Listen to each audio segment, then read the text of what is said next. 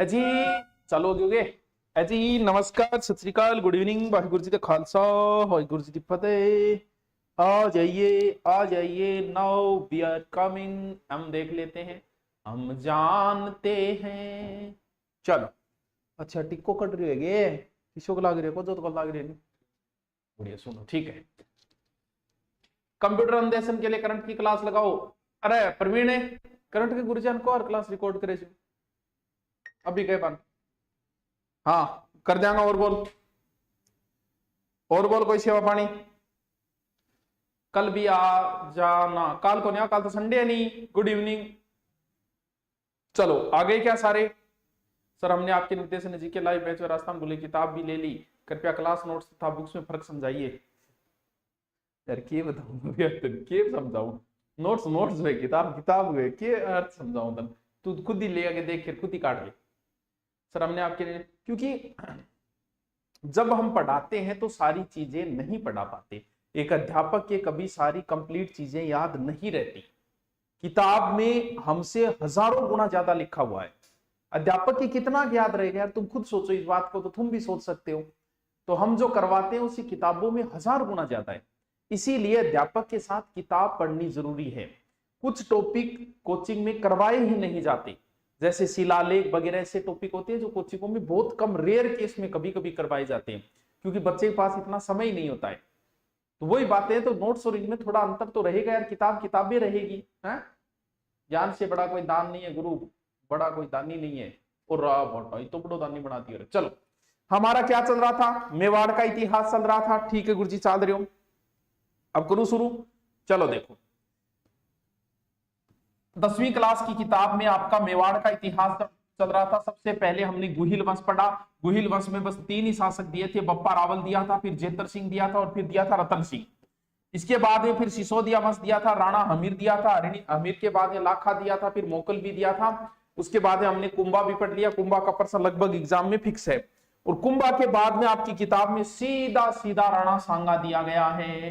राणा सांगा या महाराणा सांगा भारतीय इतिहास में भी महत्वपूर्ण रोल रखते हैं। 1509 से 28 बहुत शॉर्टकट में दिया है आपकी 10वीं की किताब में। तो फिर हमें डिटेल पढ़ने को कहां वक्त है? हम तो देखो डिटेल के लिए मैं कभी फिर करवा दूंगा मेवाड़ के लिए, अभी सिर्फ शॉर्ट में पढ़ रहे हैं तो एक बार शॉर्ट में ही पढ़ेंगे। ठीक है, देखिए मेवाड़ के नए राणा कौन बन गई? राणा सांगा बन गई।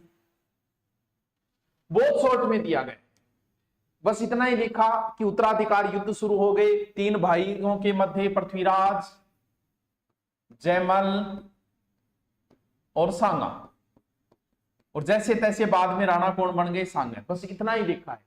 बाकी इनमें किस वजह से पृथ्वीराज की मृत्यु हुई, जयमल की मृत्यु कैसी, इस प्रकार की कोई, हाँ आज हनुमान जी को बारे नहीं, वैसे संकट मोचन कहे है मुझको, मैं संकट में आया, तो हनुमान जी का बार भी है और पुलिस दिवस भी है आज। और दोनों ही संकट के समय याद आते, संकट के समय तो हनुमान जी याद आते, संकट के समय पुलिस याद आती है। और संयोग देखो दोनों का एक ही दिन है। वैसे हनुमान जी का जन्म मंगलवार को भी माना जाता है और शनिवार को भी माना जाता है। उत्तर भारत में हनुमान जी का जन्म हम मंगलवार को मानते हैं, दक्षिण भारत में बहुत सारे लोग जो है वो हनुमान जी का जन्म शनिवार को मानते हैं। तो अलग अलग है। अब आप ये मत कहना थे ज्ञान जाती हो, अब बात मेरी पढ़ रही है, मैं प्रूफ भी दे सकूं। हनुमान जी का जन्म मंगलवार और शनिवार दोनों बार माना गया है। चलो चले क्या? चलो, इनके कुछ उपनाम दिए, ये पूरी स्टोरी में गायब करता हूं क्योंकि किताब में गायब है तो हमारे पास कहां वक्त है, हम फिर फुर्सत में पढ़ेंगे। राणा सांगा को कहा जाता है क्या? हिंदू पंथ या हिंदू पति, बस एक ही उपाधि दे रही है। पति को अर्थ के बटावरो, पति को अर्थ है स्वामी, स्वामी समझ गया आगे? मालिक कहो मेरे पति है, इनको मतलब की है स्वामी है। बॉयफ्रेंड को अर्थ स्वामी को नहीं, पति को अर्थ स्वामी है, बात हुई। चल, तो पति का अर्थ स्वामी। और सारे हिंदू राणा सांगा के नेतृत्व में एक जगह आए थे और सभी हिंदुओं का ये स्वामी बना था। इसीलिए राणा सांगा को क्या कहा जाता है? हिंदू पथ या हिंदू पति भी कहा जाता है। चलिए, वो क्या मेरा है सर, मैं वीडियो में रहेगी, कोई बात नहीं रहेगी। तो एक एग्जाम असफल हो गए तो क्या तुम्हारा असफलता का प्रमाण पत्र थोड़ी है? आगे बहुत एग्जाम आ रही है, रोए क्या? मैं चुप चुप एग्जाम पढ़ाई कर। चलो हाँ आगे चले। देखो, सांगा के समय मालवा का शासक बताया जाता है कि नासिरुद्दीन था पहले।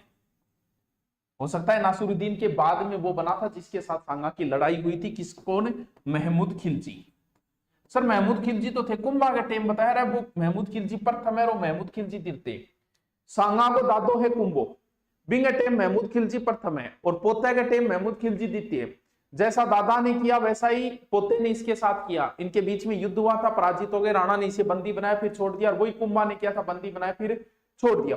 इड्र को लेके भी विवाद हुआ था, नागौर को लेके भी सांगा के समय विवाद हुआ था। बहुत शॉर्ट में दे रखा है देखो सांगा को।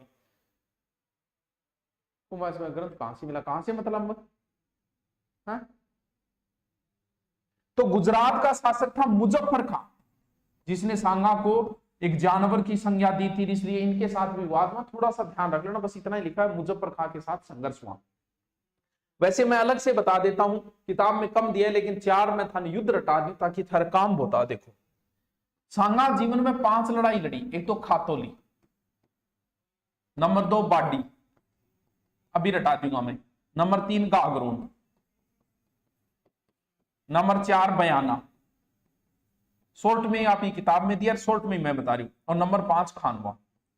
अगर आपने ये पांचों याद कर लिए 1517, 1518, 1519 और 1527, ये दोनों है 27।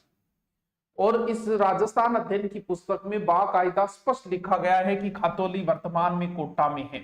प्राचीन किताबें इसे बूंदी में लिखती है और राजस्थान अध्ययन की किताब में दे रखा है कि Khatauli is in the quota. Quota. Sir आज आपने तिलक लगाया? हाँ हनुमान जी को 12 मंदिर की लगा दिया। 1 घंटा तो प्रणाम फेंकने वालों को ब्लॉक करो प्लीज। बात तो सियाड़ी है यार, डिस्टर्ब तो करे। सर दादा पोता की तेवड़ी है। अरे 3 दादा ही देखो, कुंभ को दादो सांगो, सांगो को दादो महाराणा प्रताप, तीनों दादा फेमस है। मेवाड़ में दादा ही दादा फेमस है। देखो महाराणा प्रताप को दादो महाराणा सांगो, महाराणा सांगो दादो महाराणा कुंभो, महाराणा कुंभा हो दादो महाराणा लाखो, महाराणा लाखा हो दादो महाराणा अमीर। देखो चारों दादा कितना फेमस है। जल्दी कह रहे दादो तो दादो ही है, तो दादा दादा ही फेमस है। ठीक नहीं, आप मुझे ऑनलाइन कोर्स फ्री देने की क्या करें? देखो भाई ऐसे नहीं दिया जाता, आप आओ, बीपीएल कार्ड वगैरह होगा दे देंगे, कोई बात नहीं है। चल याद करो पांचों का पांचों। खातोली बाडी गागरोन बयाना खाना, खातोली बाडी गागरोन बयाना खाना, खागी बांडी बयाना खानवा, गागरोन, गागरोन बीच में पड़े, बीच गागरोन फिर बयाना खाना, बख एकदम सोर खातोली बाडी गागरोन बयाना खाना। बस सांगा ने अपने जीवन में 5 लड़ाई लड़ी और ये पांचों लड़ाई बड़ी शॉर्टकट में दी गई है कि खातोली की लड़ाई किसके साथ हुई? इब्राहिम लोदी के साथ। ये भी किसके साथ हुई? इब्राहिम लोदी के साथ। ये वो महमूद खिलजी सेकंड के साथ, और ये दोनों किसके साथ हुई? बाबर के साथ। लास्ट वाली दोनों बाबर के साथ है, पहले वाली दोनों इब्राहिम लोदी के साथ है, बीच वाले साथ से किसके? महमूद खिलजी सेकंड के। बस कुछ नहीं, सभी लड़ाइयों में सांगा विजय हुआ, सिर्फ एक खानवा को छोड़ के। और खानवा को भी 10वीं किताब में बड़े शॉर्टकट में सल्टा दिया गया। इसके कितने सहयोगी जो थे ना, 7 राजा, 9 राव, 104 सरदार वगैरह, उनके बारे में कुछ भी नहीं लिखा है। बहुत शॉर्ट में 10वीं किताब में इसे कंप्लीट कर दिया गया। बस इतना ही लिखा है, खानवा युद्ध है 17 मार्च 1527 बाबर और इब्राहिम लोदी के मध्य हुआ। बाबर और राणा सांगा के मध्य हुआ। बाद में राणा सांगा की इस युद्ध में बाबर ने तुलगमा पद्धति का प्रयोग किया, तोप खाने का प्रयोग किया। ध्यान रहे ये राजस्थान का प्रथम युद्ध है खानवा जिसमें तोप खाने का प्रयोग हुआ। तोप खाने का प्रयोग हुआ, सांगा युद्ध में घायल हुए, घायल अवस्था में उन्हें बसवा लाया गया। उसके बाद में सांगा के सहयोगियों ने सांगा को विष दे दिया। बिल्कुल स्पष्ट लाइन लिखी गई है। और बाद में 30 जनवरी 1528 और सांगा की हो गई मृत्यु। बहुत शॉर्टकट में खानवा युद्ध सल्टा दियो बंदे 10वीं क्लास किताब में एकदम। और सांगा की समाधि कहां है? मांडलगढ़। सांगा ने बहुत शॉर्टकट में टाबरो यूं किए वह जको डिटेल पढ़े समस्या है। अब जितनो है एक बार उतना ही बता पाऊं, क्योंकि बहुत सारा तो 10वीं का बच्चा भी पढ़े बांगे फिर और फ्लो हो जाएगा। थाना मन पता है कि सांगो बहुत डिटेल में सांगा में कम से कम 1.5 घंटा पढ़ाते समय लगाता हूँ। अब इतना 10वीं में देर का एक बार हम उतना ही पढ़ेंगे, तो आप ये मत कहना कि सर आप कम करवा रहे हो। मैं कम नहीं करवा रहा, किताब में इतना ही है तो एक बार मैं उतना ही बता रहा हूँ। बस 5 युद्ध ध्यान रख लेना, सांगा का, खातोली बाडी गागरोन बयाना खाना, खातोली बाडी गागरोन बयाना खाना, बस रट्टा मार लेनी। ये बात है यार, आपकी वजह से मेरा एग्रीकल्चर सुपरवाइजर ने सिलेक्शन हुआ, हिंदी और जीके में बहुत अच्छा पेपर करवाया। गुरुजी 2 तो मिठाई ले गया, मोनू मीणा दूर खड़े खड़े प्रणाम करे, ये काम थोड़ी चल है। थोड़ी बहुत शर्म को नहीं आई रही है, सुखी राम मीर सुको सिलेक्शन की बधाई देता, मिठाई ले गया, ये काम थोड़ी चल है। हाँ बोला गठी एक मिठाई की उम्मीद करा भाई ऑनलाइन कर दे, गुरुजी मेरा सिलेक्शन हो गया, वो तो के कांड बैठा कांग्रेचुलेशन भाई बा लिखे मैं भेज दिया, तुम्हें मेरे के फायदे हो तू बता। फायदे की बात करो नहीं, फायदे की बात है मिठाई ले गया, बढ़िया वाली मिठाई घटू, जयपुर है नहीं तो जयपुर बढ़िया बढ़िया मिठाई ले गया, जयपुरी पेटीज भी बहुत अच्छी है, और भी बहुत सारी चीजें, एक दो ड्रेस ले गया, ब्लैक ड्रेस मेरे पर अच्छी सेट है, एक ब्लैक ड्रेस ले गया, एक व्हाइट ड्रेस ले गया, सर्दी माह तो कोट ले गया, ये कौन काम सुखी रामनवमी को नहीं अपनो। चलो चल आगे देखो, राणा सांगा के बाद में शासक बने कौन, उदय सिंह। उदय सिंह को भी बहुत, राणा सांगा के बाद में भोजराज वगैरह ने सीधा गायब भी कर दिया है, भोजराज को विक्रमादित्य वगैरह ने सीधा गायब कर दिया है, और सीधो ले आगे उदय सिंह ने, यानी सांगा के बाद में सीधा किसको बताया गया, उदय सिंह को बताया गया। और लिखा है कि उदय सिंह को पन्ना धाय ने अपने पुत्र चंदन का बलिदान देकर बचाया और कुंभलगढ़ दुर्ग में लेके आई। अब कुंभलगढ़ आसपास आके रखा है, वो चीजें कुछ भी नहीं लिखा गया है। फिर उदय सिंह का राज्याभिषेक 1540 में हुआ, कहा कुंभलगढ़ दुर्ग के बाद है। फिर मावली के युद्ध में इसने बनवीर को हराकर वापस अपने पैतृक राज्य पर अधिकार कर लिया, बस इतनी लाइन। फिर लिखा है कि उदय सिंह ने 1559 में उदयपुर बसाया, शॉर्ट में लिख लो, उदय सिंह ने 1559 में क्या बसाया, उदयपुर। सर हमने भी हनुमान जी का चूरमा बनाया है, बहुत बढ़िया, बहुत गुरुजी राके तो देवा गुजर कौन है, यूट्यूब पर बहुत वीडियो है, शायद कोटा साइड का कोई बंदा था, पता नहीं पीछे एनकाउंटर हुआ, अच्छा पीछे लड़ाई में किसी ने मार दिया था शायद इनको, इस प्रकार की कोई स्टोरी है, पूरा तो नहीं पता मुझे, करंट कोई है, कोई करंट का मुद्दा भी नहीं, एग्जाम लाइक भी नहीं है। वक्त आया तो तेरी जुल्फे सुलझा दूंगा, अभी उलझा पड़ा हूं खानों और पानीपत के युद्ध में। शाबाश, कि तो शानो टावर है, कितनो समझदार टावर है, समझ गयो सारी बात आन। सर मेरा वीडियो आर्थिक, आप मुझे ऑनलाइन कोर्स फ्री दे दो, तू आ जा, कोचिंग की ऑफलाइन फीस माफ कर दूंगा है। अब यहाँ ऑनलाइन में के बेरो पड़े तेरी स्थिति, यहाँ लिखता तन के जोरा तू बताई चीजों के बेरो पड़े। चलो नेक्स्ट चले उदय सिंह। फिर लिखा है कि उदय सिंह के समय चित्तौड़ पर आक्रमण हुआ 1567, उदय सिंह तो पहाड़ियों में चले गए, अकबर का आक्रमण हुआ, और यहाँ की जिम्मेवारी किसको सौंपी गई, जयमल और फत्ता को। बहुत शॉर्ट में लिखी है, जबकि चित्तौड़ का पूरा वर्णन करें तो एक दोस्त आधे घंटे लगता है, बड़ा शानदार विवरण है ये, बहुत मजा आता है चित्तौड़ का तीसरा शाखा पढ़ने में। और जयमल और फत्ता दो सेनानायक को सौंपकर उदय सिंह पहाड़ियों की ओर चले गए, ये वीरगति को प्राप्त हुए। जयमल और फत्ता की बड़ी प्रशंसा की बाद में अकबर ने, और उनकी मूर्तियां आगरा में लगे। बस इतने में उदय सिंह को कंप्लीट कर दिया। तो गुरुजी को के नोट्स बना, शॉर्ट में लिख ले, बस जितनी बात लिखी है बने, हेडिंग उदय सिंह, पन्ना दाई ने बचाया, ये बात सब जानते हैं, बस उदयपुर की स्थापना बहुत शॉर्ट में दिया है, तो आप उतना ही लिखो ना। और उसके बाद में अकबर ने 1567-68 अकबर का आक्रमण, चित्तौड़ का तीसरा शाखा, जयमल और फत्ता वीरगति को प्राप्त हुई, बस इतना ही लिखो, बहुत शॉर्ट में।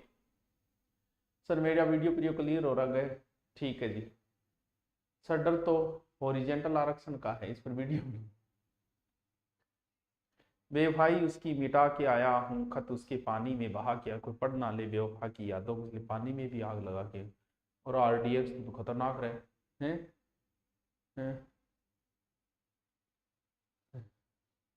चलो करें शुरू, आगे चले। हाँ बताओ आगे चला। उदय सिंह के बाद तो सीधे महाराणा प्रताप, उनकी भी 4 बातें दे रखी है, बहुत शॉर्ट में दे रखा है, 10वीं क्लास के टाबरा तो याद हुए, वो भी तो ही दे रखी। महाराणा प्रताप पढ़ाने में 2 दिन लगते हैं। महाराणा प्रताप पहले तो शासनकाल दे रखा है, और ध्यान रहे ये एकमात्र ऐसे राजस्थान के शासक है जिनका शासनकाल पूछा जा चुका है 1572 से 97। थानबेरे टाबरो आज तक 2 ही शासकों शासनकाल पूछे, एक राय सिंह को पूछे, एक महाराणा प्रताप को पूछे, कई बार पूछ लिया। और महाराणा प्रताप का तो इस प्रकार घुमा फिरा के भी पूछ लिया, जैसे महाराणा प्रताप का जन्म राजस्थान अध्ययन की किताब में बस इतना ही लिख रखा है, 9 मई 1540 और कुंभलगढ़ दुर्ग, बस वो जब आते हैं कुंभलगढ़ दुर्ग के, कटारगढ़ के, बादल महल के, जूना कचहरी, वो चीजें नहीं दे रखी। तभी तो एग्जाम में सिर्फ इतना ही पूछते, महाराणा प्रताप का जन्म कुंभलगढ़। एग्जाम में घुमा फिरा के एक बार ऐसे पूछा था कि महाराणा प्रताप ने कितने वर्षों तक शासन किया, आप थे कह दिया ऑप्शन दो, ले ले ऑप्शन, बिना ऑप्शन ही काम करना पड़ गया नहीं। तो भाई बात है तो जरूरी को नहीं है कि अगला ऑप्शन दे सीढ़ियों की जरूरत उन्हें है, हाँ सीढ़ियां जरूरत बांधना है, बिल्कुल सही है, जगह जानो है बिल्कुल, तन्नत सीधो उड़नो है। तो 9 मई 1540 कितने वर्षों तक शासन किया? 72, 97, 25। जब महाराणा प्रताप का राज्याभिषेक हुआ उस समय उनकी उम्र कितनी थी? अब ले लो ऑप्शन, तो ध्यान 40, 72 यानी 32 वर्ष। तो घुमा फिरा के सारे प्रश्न पूछ लिए इनको, और बस इतना ही लिखा है कि जगमाल को राजगद्दी से हटाकर राणा प्रताप का राज्याभिषेक किया गया, जबकि बाकी स्टोरी नहीं लिखी कि जगमाल को किस तरह हटाएगा, फिर वो अकबर के पास चला गया, फिर उसे शाहजपुर की जागीर दी गई और उसके बाद में दंतानी के युद्ध 1583 में ये मारा गया, वो चीजें नहीं लिखी गई। फिर लिखा है कि महाराणा प्रताप ने अपने युद्धों का संचालन कहां से किया? कुंभलगढ़ से, क्योंकि उस समय उनके पास यही दुर्ग था। फिर लिखा गया है कि अकबर ने 4 शिष्टमंडल भेजे। शिष्टमंडल मैं देख लेना, शॉर्ट में करवा रहा हूं, जितना 10वीं किताब में उतना ही बता रहा हूं। अब ये मत कहना सर पन्ना दाई ने अपने पुत्र चंदन का बलिदान देकर उदय सिंह को बचाया, तो उदय सिंह और पन्ना दाई का क्या संबंध था? अरे बोला, देख रहे प्राचीन समय में क्या होता था, इस चीज को समझो थोड़ा सा। राजा महाराजाओं के जो पुत्र होते थे, जब भी राजा के कोई पुत्र होगा तो उस समय क्या होता था, उसी समय राजा के पुत्र है, अब पुत्र है, रानी ध्यान रखेगी बिल्कुल भी, उसकी माता ही ध्यान रखेगी, लेकिन माता को जब समय नहीं हो तो उस बच्चे के लालन पालन के लिए धाय रखी जाती थी। और राजपूत राजकुमारों पे धाय जो होती थी वो लगभग गुज्जर जाति की महिला हुआ करती थी, तभी तो गुज्जरों में एक जाति भी है, धाय के पति को धाबाई कहा जाता था।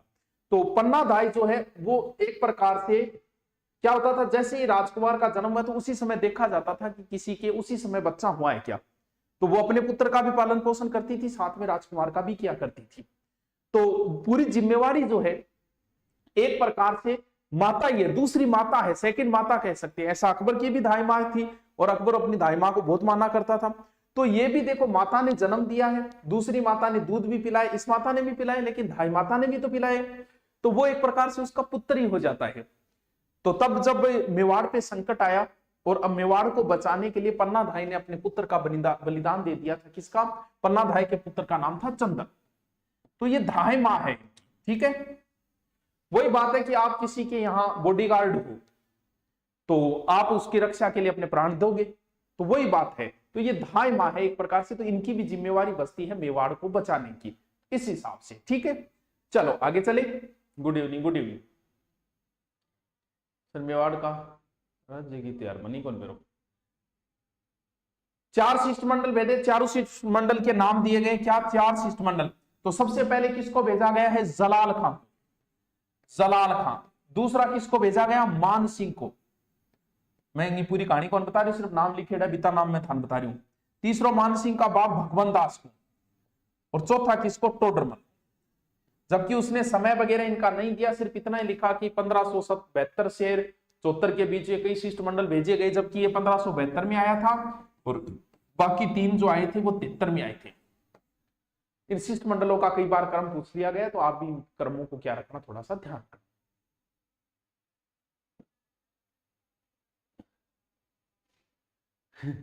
संदीप कुमार, देखिए इतिहास में बहुत सारी कंफ्यूजन है, मैं वो कंफ्यूजन अगर आपको बताने लग जाऊं तो आप खुद कंफ्यूज हो जाओगे।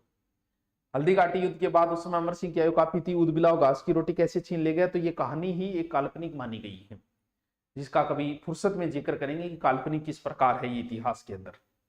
अरे क्या बात करते हो, अमर सिंह तो इतना ताकतवर बताया जाता है कि अमर सिंह भागते में घोड़े पे और ऐसे भाला मार के रोक देता था, इतना ताकतवर था। आपको पता नहीं, अमर सिंह ने ही जो युद्ध हुआ था ना, इसके बाद में युद्ध आएगा, देखो दिवेर के युद्ध। दिवेर के युद्ध का वहां का प्रभारी था सुल्तान खां। सुल्तान खां को भाला जब मारा था अमर सिंह ने, तो सुल्तान खां के अंदर से होते घोड़े के अंदर से गुजर गया था, स्टेचू बना दिया था सुल्तान खां का। अमर सिंह बड़ा ताकतवर था, तो वो एक कहानी है जिसमें सत्यता इतिहासकार नहीं मानते, ठीक है। चलो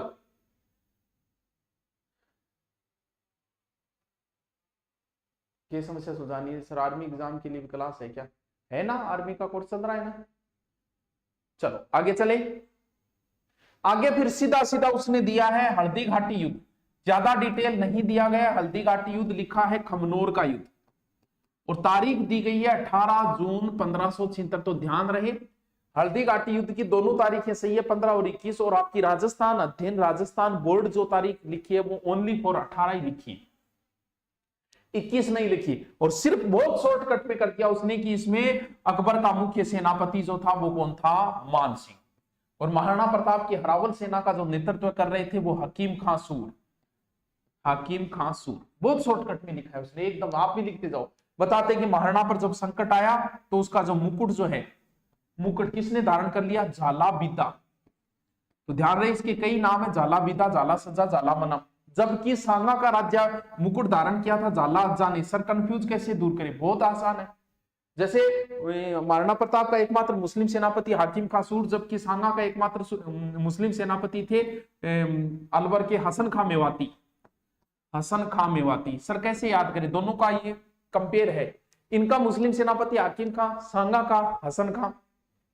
महाराणा का राज सिंह झालाबीता ने और महाराणा सांगा का झालाजा ने। कैसे याद रखे, सांगा पहले हुआ है, वर्णमाला में ए पहले आता है तो झालाजा हो गया, और है और हा तो है पहले आता है, हसन का तो सांगा पहले हुआ है। इस हिसाब से याद रख लेना, याद रखना आप लोग। और आपकी किताब राजस्थान अध्ययन में यह लिखा गया हल्दी घाटी युद्ध एक अनिर्णित युद्ध है। ना तो इसने ये लिखा कि अकबर की विजय हुई, ना ये लिखा कि महाराणा प्रताप की विजय हुई।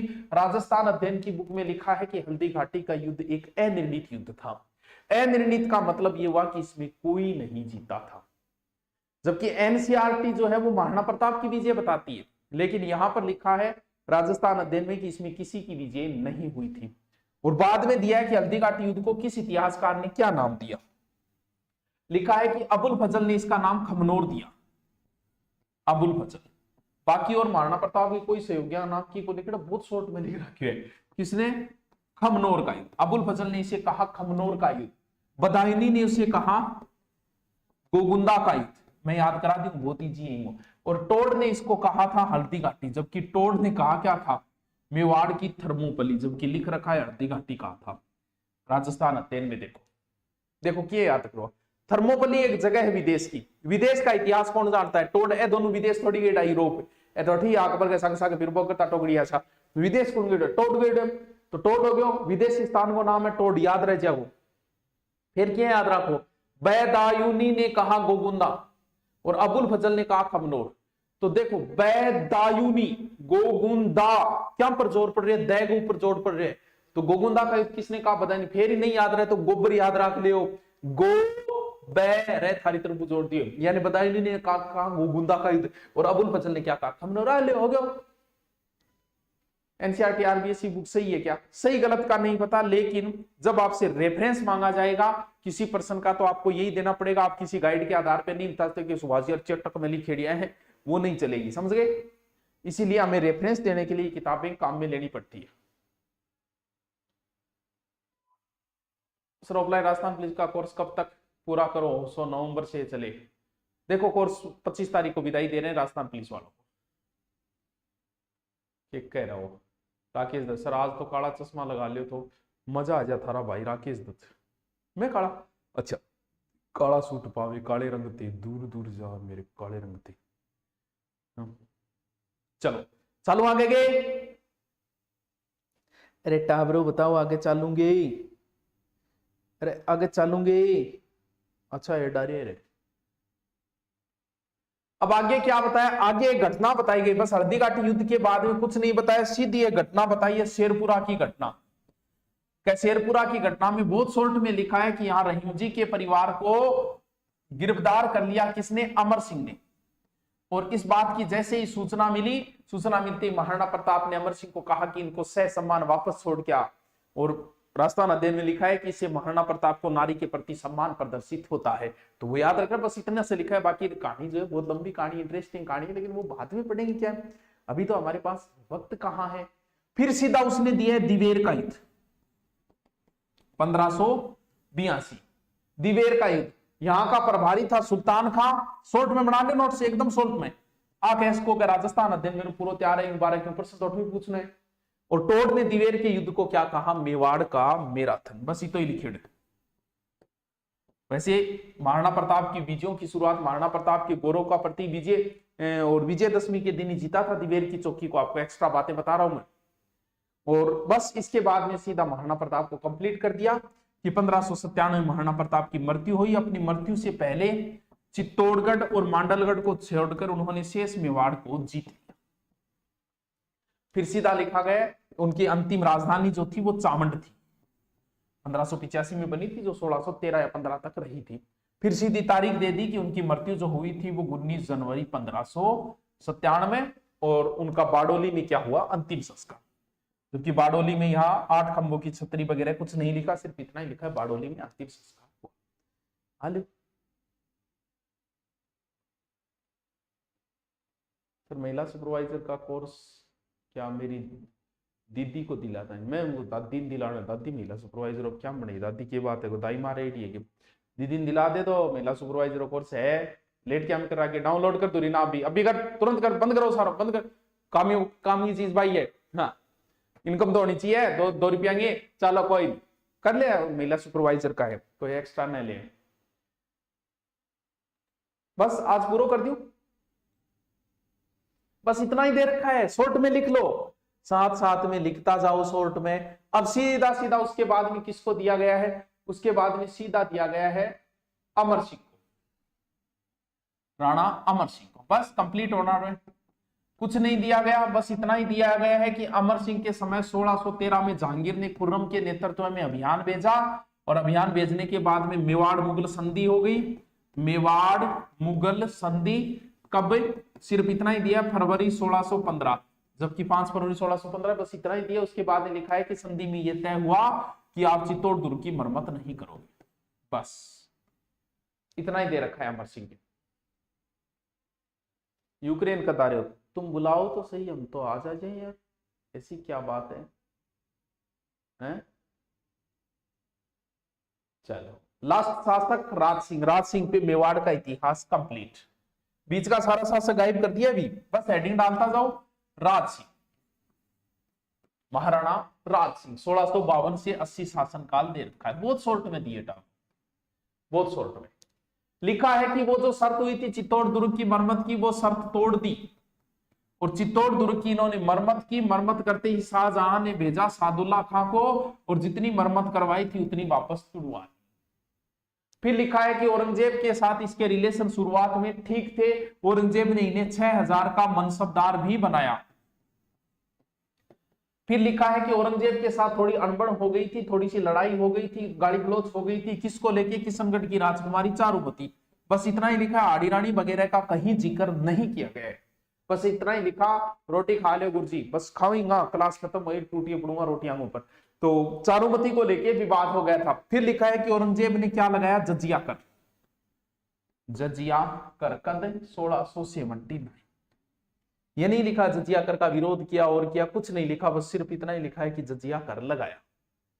और लास्ट लिखा गया कि राज सिंह ने एक झील बनवाई, कौन सी, राजसमंद, किस नदी पे, गोमती नदी पे। इसके उत्तर में 9 चौकी है जिनके ऊपर 25 शिलालेख लगे हैं, और कौन सी प्रशस्ति है, राजसमंद, जो विश्व की सबसे बड़ी प्रशस्ति 25 शिलालेखों पे किसने लिखी थी, रण छोड़ दी। ये लीजिए, मेवाड़ का इतिहास इतना ही दे रखा है। मेवाड़ के इतिहास में मेरे बच्चे 20 दिन लगते हैं, और हमने आपको कराया मात्र 1.5 घंटे। आप कहोगे सर कम कराए, बिल्कुल कम कराए, एकदम कम, लेकिन करवाया उतना ही है। उतनी बातें आप राजस्थान अध्ययन देख लेना, पढ़ लेना। मैंने जो राजस्थान अध्ययन में एक एक लाइन दे रखी थी वो सारी करवा दी। लैब असिस्टेंट ये जीके काम आएगी क्या, कमाल की बात करें। लैब असिस्टेंट में राज सिंह कोई मारवाड़ को इतिहास थोड़ी, मेवाड़ को ही है। मेरा तो काम क्यों को नहीं आओगे लैब असिस्टेंट में, सारो काम आओगे। और बोलो सर, मेरा ही नाम ले ले, तेरा ही लाऊंगा सर। इंटरव्यू के बारे में जानकारी तो देख, इंटरव्यू डिपेंड करता है तेरे खुद के ऊपर। पहली बात, इंटरव्यू के लिए कहीं आप चले जाना, कहीं वो 5-7 दोस्तों के बीच में बोलने का अगर तुझे अच्छा अनुभव है तो तुझे इंटरव्यू में अच्छा फायदा मिलेगा। फिर भी बहुत सारे बच्चे जिनका इंटरव्यू में ऐसा ही में हुआ है, वो किसी स्कूल में जाके 5 या 10 दिन पढ़ा के आ जाए, किसी भी जानकार के स्कूल में मैं बच्चा 5-10 दिन पढ़ाना, अगर जिसको कभी लोगों से सामना नहीं किया, वहां आपका जो प्रेजेंटेशन जो है ना, वही उस समय उधर भी बहुत काम आएगा। क्योंकि आपको बोलने का तरीका, स्कूल में जाते ही आपकी जो घबराहट और होती है वो पहले दिन होगी, 10वें दिन नहीं होगी। मतलब अब थे 5, 10, 15, 20 लोगों सामने कर सको। बाकी इंटरव्यू के ऊपर क्या क्या ध्यान रखनी है तेरे को शॉर्ट में बता देता हूं, कहीं भटक लेना, यही चीजें हैं। पहली बात, तेरे खुद के बैकग्राउंड का अच्छा नॉलेज तुझे होना चाहिए। 10वीं में कितने बने, 12वीं कितने, नॉर्मल ध्यान रखना। तुझे एक तेरी हॉबी पूछी जाएगी, उसके बारे में पूरा नॉलेज होना चाहिए। जो को भी तू नाम ले, मान ले तू वो भी नाम ले लेगा, ग्राफ ऊपर नीचे चढ़ना और आजकल वही खेलूं, तो बिंगो इतना नॉलेज रखना। जैसे क्रिकेट का नाम ले ले, तो किसी कुश्ती का ले ले, उसका तेरे को ध्यान रखना है। क्या रखना है, तेरी हॉबी के बारे में ध्यान रखना है। फिर तेरे से फिक्स वाला है कि एसआई में क्यों आना चाहते हो, वो तन्ना बताना है क्यों आना चाहो बिंगो, शानदार सो जवाब देना है, रिपिया कूटना है रोड, जो भी जवाब देना है वो थोड़ा इंप्रेस करने वाला जवाब देना, ना कह दी भसड़ मचाना खतरा ला रहे हो, इल्ला केस का ले लूंगा, इल्ला केस का ले लूंगा। उसके बाद में हो सकता है तू बिना मतलब उन्दी बात ना करी कि मैं बीएड करना है, मेरे बीएड करना है, एसआई में क्यों, अरे बिना मतलब के पर्सन पुटअप होंगे, तो कोई जरूरी नहीं है, तू शॉर्ट में बात कर लेना सीधी सी। फिर कुछ यूट्यूब के ऊपर इंटरव्यू के वीडियो पड़े, वो वीडियो देख लेना कि कैसे अंदर प्रवेश करना है, उनको क्या बोलना है, जब वो बैठने को कहे तो उन्हें थैंक यू बोलना है, किस प्रकार बैठना है, कौन सा ड्रेसिंग सेंस रखना है। फिर जिस जिले का तू खुद है, उस जिले का तेरे पास एक एक डाटा होना चाहिए। उस जिले में प्रसिद्ध चीज कौन सी है, उस जिले के प्रसिद्ध व्यक्ति कौन से हैं, उस जिले में क्या खास बात है, उस जिले के कितना क्षेत्रफल है, वो सारी चीजें तुझे नॉलेज होना चाहिए। बाकी देख, फंसाने वाले एक करंट का कोई भी मुद्दा हो, करंट के किसी भी मुद्दे के ऊपर तुझे चर्चा करनी आनी चाहिए। बाकी इंटरव्यू एक ऐसा खेल है दोस्त कि अगर वो फंसाना चाहेगा तो तुझे कहीं फंसा देगा। बाकी जैसे अभी करंट के अंदर जैसे यूक्रेन रूस विवाद है, क्या कारण है, किसकी गलती है, क्या है, इन चीजों पे तुझे थोड़ा बहुत नॉलेज होना चाहिए। बाकी देख, इंटरव्यू की कोई तैयारी नहीं है, तुझे फंसाना चाहेंगे वो कहीं फंसा देंगे। ये तेरा इंटरव्यू स्किल देखा जाता है, तेरा बोलने का तरीका देखा जाता है, क्योंकि थानेदार का काम क्या है, कहीं विवाद हो गया तो वो उसे समझाने जाएगा, किस प्रकार वो समझा रहा है, बस वही तो चीज है। तू अगर थानेदार बन गया तो तू डीएसपी बन के तो रिटायरमेंट होगा ही होगा, हो सकता है तू एसपी बन के भी रिटायरमेंट हो जाए, तो तेरे को टैकल करना आना चाहिए। तो थोड़ा सा अपने आप में इंप्रूव करने के लिए 5-10 दिन किसी स्कूल में पढ़ाना, तो वहां तेरा हाउ खुल जाए, अंदर को डर खुल जाओ। फिर तेरा खुद का बैकग्राउंड, तेरे जिले का बैकग्राउंड वगैरह थोड़ा सा ध्यान कर लेना, करंट के किसी मुद्दे का ध्यान कर लेना, बस इतना सा कर लेना और उड़ जाई और आशीर्वाद लेके माँ बाप और कुल देवी कुल देवता को पास है, क्योंकि 3 में 1 तो लागे ही लागे। चल ठीक है दोस्तों, कल मिलते हैं फिर।